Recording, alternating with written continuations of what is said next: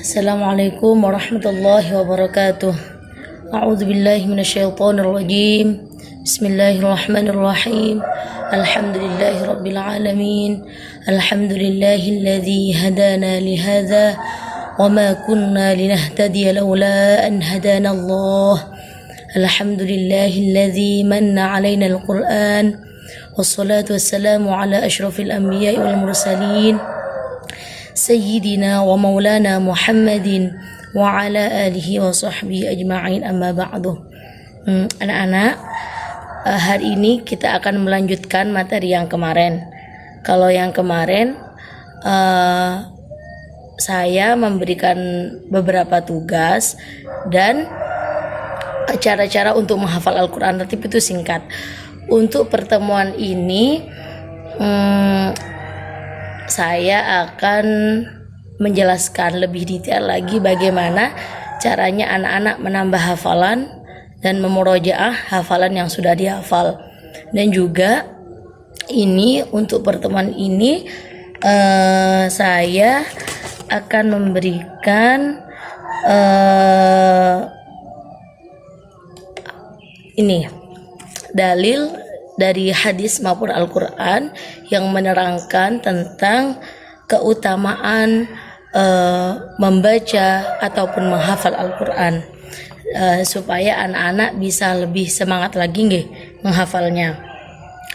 Untuk yang hadisnya yang di pondok, yang anak-anak daring dari pondok itu sudah dikasih sama mbak-mbak fotokopiannya seperti ini ya, seperti ini sudah ada. Yang di rumah, yang daringnya dari rumah, saya share ke wali kelas masing-masing. Dan itu anak-anak kemarin kan sudah saya suruh ya, anak-anak semua sudah saya suruh untuk menyiapkan buku tulis untuk materi pelajaran saya. Jadi hadis itu anak-anak tulis. Saya kasih waktu berapa ya, 2 minggu deh dari sekarang. Jadi anak-anak tulis ya, itu ada 15 hadis ya, 15 hadis. Jadi supaya anak-anak lebih semangat lagi menghafalnya, lebih semangat lagi membaca Al-Qur'annya. Di situ dari pertama mendapatkan pahala yang berlipat ganda, contohnya ya, dari Abu Sa'id Al-Khudri berkata, Rasulullah SAW bersabda, "Man qara'a harfan min kitabillahi falahu bihi hasanatun wal hasanatu bi'ashri amsalha la aqulu alif lam mim harfun walakin alifun harfun wa lamun harfun wa mimun harfun." Barang siapa yang membaca satu huruf dari kitabullah, yakni Al-Quran, maka baginya satu kebaikan, dan kebahagiaan itu akan dilipat gandakan 10 kali pahala. Tidaklah aku katakan bahwa alif lam mim satu huruf, akan tetapi alif satu huruf, lam satu huruf, mim satu huruf. Oleh karena itu hendaklah kita semua semangat membaca Al-Quran ataupun menghafalnya, karena kita nanti kalau membaca Al-Qur'annya dengan baik mendapatkan derajat yang tertinggi di sisi Allah. Begitu juga pahalanya akan dilipat gandakan. Sebagaimana firman Allah Subhanahu wa taala, "Man jaa'a bil hasanati falahu 'asyru amsalha wa man jaa'a bis sayyi'ati fala yujza illa mithlaha wa hum la yuzlamun." Itu anak-anak dalil yang dari hadisnya, dan di situ banyak. Jadi anak-anak sekarang ditulis aja dulu 15 hadis itu sambil dibaca. Lah sebagian teman-teman anak-anak di pondok sudah sambil menghafalkan, yang sudah kembali ke pondok saya kasih tugas untuk menghafalkan hadis-hadis itu, karena lagi pandemi ya, jadinya agak semangat menghafalnya. Jadi dihafalkan hadis-hadisnya. Begitu juga terjemahnya yang kemarin saya kasih tugas dari Al-Zazalah itu. Jadi pelan-pelan dihafalkan, pelan-pelan. Untuk hadis ini santai, pokoknya 1 tahun lah ya. Yang penting ditulis dulu, karena dengan menulis kita akan terbiasa juga nanti menghafal. Dengan menulis hafalan bisa menjadi semakin kuat. Oke. Selanjutnya untuk menghafal Al-Quran itu saya mewajibkan anak-anak di pondok dan di sekolah untuk mengaji tartil. Jadi mungkin yang ngajinya kemarin di rumah itu agak cepat-cepat, mulai sekarang ditartilkan ya. Nah, ini jurusan PK ataupun non PK harus belajar mengaji dengan tartil. Kenapa mengaji dengan tartil? Karena Allah Subhanahu wa taala memerintahkan kita untuk membaca Al-Qur'an dengan tartil. Sebagaimana firman Allah, "Auzid 'alaihi warattilil Qur'ana tartila." Membaca Al-Qur'an dengan tartil, yakni dengan pelan-pelan. Membaca Al-Qur'an tidak boleh tergesa-gesa, harus pelan-pelan. Juga tujuannya apa? Supaya anak-anak bisa lebih memahami makna dari Al-Quran, sehingga nanti bisa mengaplikasikannya dalam kehidupan sehari-hari ya. Jadi dibaca Al-Qurannya dengan tartil, dengan pelan-pelan, lalu membaca, menghayati artinya. Di pondok kan diajari nahwu shorof, juga diajari tajwid. Jadinya anak-anak itu dipraktekkan. Misalkan yang belum balik ke pondok ataupun yang anak-anak non tahfidz yang di rumah, mulai sekarang dipraktekkan ngajinya. Kalau jenengan sudah juz 30 misalkan, ngaji dulu yang dulunya cepat membaca Al-Quran, sekarang dipelankan. Seperti yang saya contohkan kemarin. Misalkan sekarang surat Abasah, lebih pelan anak-anak. Biasanya anak-anak saya masuk masuk kelas pertama gitu ya, itu ngajinya cepet-cepet. Tapi nanti kalau sudah dapat motivasi bisa pelan. Itu pertama lebih menguatkan hafalan anak-anak. Jadi dengan mengaji tartil akan menguatkan hafalan anak-anak. Dan terutama untuk anak PK, tidak boleh ngajinya cepet-cepet, harus tartil. Yang saya tahu, walaupun tartil itu tidak banyak, misalkan dalam durasi 1 jam kita dapat 1 juz, tapi itu lebih bagus dibandingkan dengan ngaji cepat. Jadi anak-anak harus rata tuh bacaannya ya. Misalkan abasa wa tawalla an ja'ahul a'ma wa ma yudrika la'allahu yazzakka aw yadhakkaru fatanfa'ahu dzikra. Seperti itu. Yang ngajinya cepat-cepat mulai sekarang ditartilkan. Yang kedua, murajaah Al-Qur'an. Bagaimana anak-anak hafalannya bisa tetap terjaga? Itu harus dimurajaah. Jadi bukan hanya dihafalkan saja, tapi dimurajaah. Lah di pondok biasanya yang setoran di saya itu murojaahnya setengah juz. Dia paling sedikit 5 halaman atau seperempat juz. Lah ini diistiqomahkan. Harus istiqomah. Jadi seberapapun hafalan anak-anak itu harus bisa dibunyikan. Yang namanya hafal ya harus bisa bunyi. Kalau tidak bunyi, tidak lancar ya berarti kan tidak hafal toh. Jadi seberapa kualitas hafalan Anda, ya seberapa Anda bisa membunyikan hafalan itu. Kalau tidak bisa membunyikan hafalan berarti kan tidak hafal intinya toh. Jadi misalkan anak-anak yang PK atau yang non PK misalkan juz 30, ya harus bisa bunyi juz 30. Kalau anak PK misalkan kelas 1 bisa dapat 5 juz, ya harus bisa murojaah 5 juz itu gitu anak-anak. Jadi dulu saya menghafal itu sama guru saya disuruh murojaah setiap hari.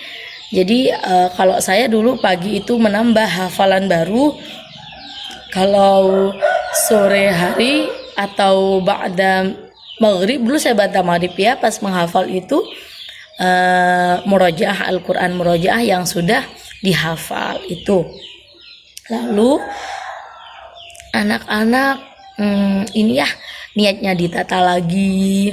Mungkin kemarin masih sulit, yang di pondok juga menghafalnya masih karena disuruh orang tua. Mulai sekarang kan sudah dikasih tahu hadis-hadisnya ya, nanti anak-anak baca sendiri di rumah. Bagaimana keutamaan membaca Al-Quran, bagaimana keutamaan para penghafal Al-Quran, supaya bisa lebih semangat lagi. Mulai detik ini niatnya ditata menghafalkan Al-Quran karena Allah Subhanahu wa Ta'ala ya. Wa ma umiru illa liya'budullaha mukhlishina lahuddin. Dan yang terutama adalah anak-anak meminta ridho dari orang tua yang punya banyak salah. Kita pasti sebagai anak punya banyak salah kepada orang tua, sehingga kita harus banyak meminta maaf kepada orang tua. Yang pasti ketika orang tua ridho, Allah juga akan ridho, sehingga anak-anak insya Allah dimudahkan dalam menghafalkan Al-Quran ya. Jadi pokoknya mulai sekarang banyak minta maaf kepada orang tua, minta doa kepada orang tua juga, minta ridhonya guru, jangan malas-malas. Insya Allah itu kalau komponen itu terpenuhi, ridhonya orang tua, ridhonya guru, juga anak-anak semangat, insya Allah menghafalnya bisa semakin baik. Nah, itu ya pengalaman saya. Jadi anak-anak ya, saya ulangi lagi, kalau Anda misalkan menghafalkan satu halaman, ini coba nanti ini lagi diperbaiki cara menghafalnya. Satu halaman itu anak-anak binawar, anak-anak baca biasa dulu, baca biasa ya, diulang-ulang. Bacanya harus tartil anak-anak, tidak boleh cepat ya. Kemarin saya menjelaskan sekilas saja, sekarang saya jelaskan detail.